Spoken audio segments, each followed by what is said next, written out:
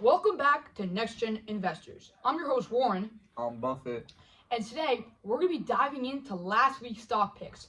I, Warren, obviously had a solid pick in Palantir Technologies, which beat earnings, making the stock rise 10%. Let's go. So for my pick, the better pick, obviously, I'm just a better investor. It's how it is. No one said that. You're by yourself, buddy. Okay, my pick did last week. My pick did better last week, too. Warren can say whatever he wants, but I picked Oklo, which rose over 35% this week, significantly outperforming the market. Damn! Money in the bank, bro! Because they beat on earnings, and Donald Trump has reaffirmed that he wants to spend more money on nuclear energy. Last week, the stock market continued its rebound from earlier in May. The S&P 500, a key index of U.S. stocks, has surged about 18% since early April, recovering its 2025 losses and nearing record highs. This rally was fueled by U.S.-China trade truce that significantly reduced tariffs, calming investors' fear of a deep trade war-induced recession.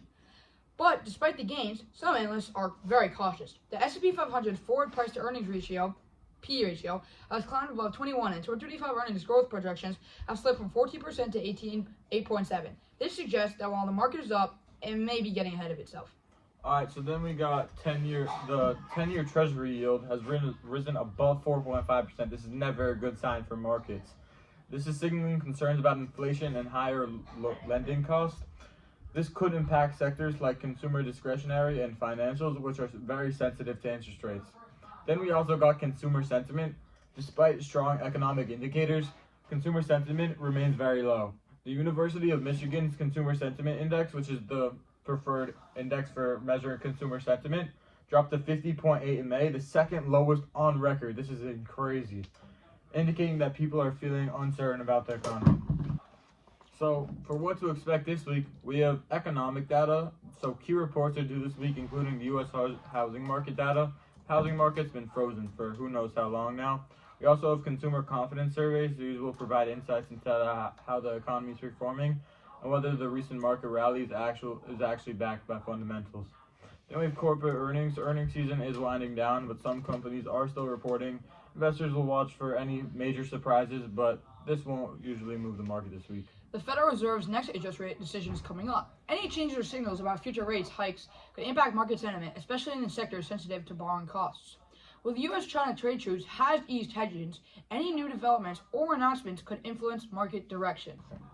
And now it's time for the stock picks of the week. Best segment of the pod. Okay, for my pick, I'm going with D-Wave Quantum Inc. Ticker is QBTS.